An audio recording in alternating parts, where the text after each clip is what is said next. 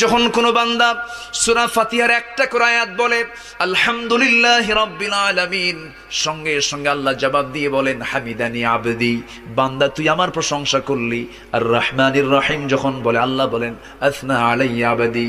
মালিক ইয়াউমিদ্দিন যখন বলে আল্লাহ বলেন মাজ্জাদানি আবদি।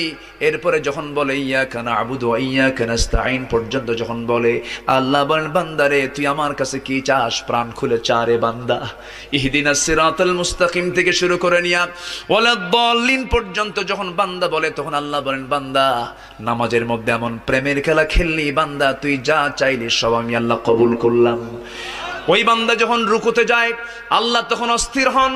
ওই বান্দা যখন সিজদায় যাওয়ার জন্য প্রস্তুতি নাই, সমস্ত ফেরেশতাকে ডাক দিয়ে বলেন ও ফেরেশতারা, এই বান্দাগুলো আমাকে দেখলো না, রাসূলকে দেখলো না, কোরআনকে দেখে হাদিসকে বিশ্বাস করে আমাকে খুশি করার জন্য তার সবচেয়ে সম্মানজনক